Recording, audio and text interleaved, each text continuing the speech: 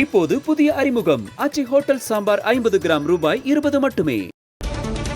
புதுச்சேரியில் மொத்தமுள்ள 30 தொகுதிகளில் 18 தொகுதிகளை காங்கிரஸ் கேட்கிறது.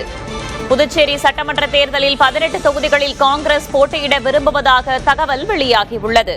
தேர்தல் பொறுப்பாளர் கிரிஷ் சோடங்கர் தலைமையில் நடைபெற்ற ஆலோசனைக் கூட்டத்தில் கட்சியினர் இந்த கோரிக்கையை முன்வைத்து வருகிறார்கள்.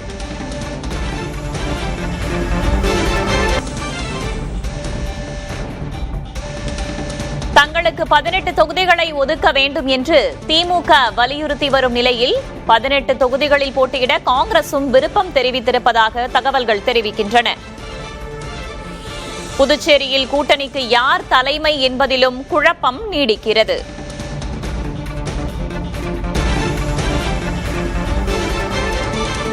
புதுச்சேரியில் மொத்தமுள்ள 30 தொகுதிகளில் 18 தொகுதிகளில் போட்டியிட காங்கிரஸ் கட்சி விரும்புவதாக தகவல் வெளியாகியுள்ளது.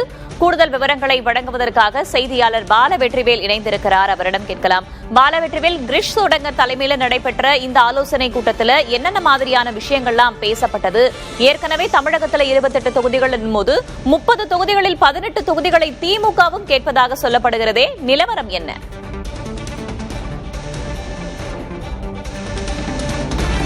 வேதவள்ளி, வரும் சட்டமன்ற தேர்தலில் ஒரு வழியாக தமிழ்நாட்டில் திமுக காங்கிரஸ் இடையே கூட்டணி பேச்சுவார்த்தை முடிவடைந்து ஒப்பந்தம் கையெழுத்தாகியுள்ள நிலையில் புதுச்சேரி மாநிலத்திலும் தற்போது தேர்தல் தொகுதி பங்கீடு கூட்டணி குறித்தான பேச்சுவார்த்தை நடைபெற்று வருகிறது. தமிழ்நாடு புதுச்சேரி தேர்தல் பொறுப்பாளர் கிரிஷ் சோடங்கர் தலைமையில் தற்போது புதுச்சேரியில் இருக்கக்கூடிய காங்கிரஸ் கட்சி அலுவலகத்தில் கூட்டணி பேச்சுவார்த்தை நடைபெற்று வருகிறது. அதாவது காங்கிரஸ் கட்சி புதுச்சேரியில் இருக்கக்கூடிய 30 சட்டமன்ற தொகுதிகளில் எத்தனை சட்டமன்ற தொகுதிகளில் போட்டியிடலாம், நிற்கலாம் என கிரிஷ் சோடங்கர் டெல்லி தலைமை அனுப்பி தற்போது புதுச்சேரி காங்கிரஸ் நிர்வாகிகளிடம் கேட்டு வருகிறார். அதில் புதுச்சேரி மாநில காங்கிரஸ் தலைவர் வைத்திலிங்கம், முன்னாள் அமைச்சர் கந்தசாமி, அனந்தராமன் உள்ளிட்ட முக்கிய தலைவர்கள், நிர்வாகிகள் பங்கேற்றிருக்கிறார்கள். அவர்களது ஆலோசனையை கிரிஷ் சோடங்கர் ஒவ்வொருவராக கேட்டு வருகிறார். குறிப்பாக 2021 சட்டமன்ற தேர்தலை பொறுத்தவரை காங்கிரஸ் கட்சி 15 இடங்களில் போட்டியிட்டது. அந்த 15 இடங்களில் 2 இடங்களில் வெற்றி பெற்றது. ஆனால் திமுகவை பொறுத்தவரை 13 இடங்களில் போட்டியிட்டு 6 இடங்களில் வெற்றி பெற்றது. பிரதான எதிர்க்கட்சியாக தற்போது திமுக இருக்கும் நிலையில் திமுக தற்போது புதுச்சேரி மாநிலத்தில் காங்கிரஸ் கட்சி, அதாவது இந்தியா கூட்டணியின் தலைமை வகிக்க வேண்டும் என்கின்ற ஒரு எதிர்பார்ப்பில் இருப்பதாக கூறப்படுகிறது. தற்போது 16 தொகுதிகளிலிருந்து 18 தொகுதிகள் வரை திமுக தலைமை கேட்பதாக கூறப்படுது. இந்த 18 தொகுதிகளை விசிகாவிற்கு ஒரு தொகுதி, இந்திய கம்யூனிஸ்டுக்கு ஒரு தொகுதி என நாங்களே பிரித்து கொடுத்து வருகிறோம். காங்கிரஸ் மீதி உள்ள தொகுதிகளில் போட்டியிடலாம் என திமுக தலைமை, குறிப்பாக ஜெகத் ரட்சகன் தான் திமுகவினுடைய புதுச்சேரி மாநில பொறுப்பாளராக இருக்கிறார்.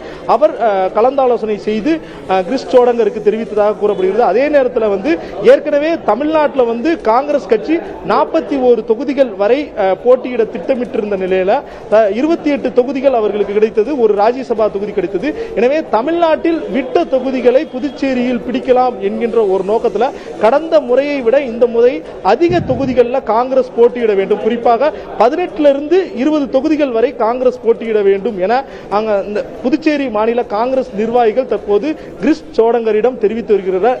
இன்று தான் இந்த கூட்டணி பேச்சுவார்த்தை தொகுதி பங்கீடு தொடர்பான ஆலோசனை கூட்டம் தொடங்கி இருக்கிற நிலையில் இன்னும் ஓரிரு தினங்களில் முழுமையாக முடிவடையும் என கூறப்படுகிறது. புதுச்சேரி மாநிலத்தில் தற்போது காங்கிரஸ் நிர்வாகிகள் ஆலோசனை கூட்டத்தில் பங்கேற்று வரும் இதே நேரத்தில் சென்னை அண்ணா அறிவாலயத்திலையும் திமுக நிர்வாகிகள், குறிப்பாக புதுச்சேரி மாநிலத்தினுடைய அமைப்பாளர் சிவா மற்றும் தேர்தல் பொறுப்பாளர் ஜெகத் ரட்சகன் உள்ளிட்டோர் ஆலோசனையில் ஈடுபட்டு வருகிறார்கள். தமிழ்நாட்டில் திமுக காங்கிரஸ் கூட்டணி இடையே சுமூகமான பேச்சுவார்த்தை முடிந்திருக்கிற நிலையில் புதுச்சேரி மாநிலத்தை பொறுத்தவரை ஒரு குழப்பமான சூழல் தான் நிலவுகிறது என்பதை நம்மளால அறிய முடிகிறது.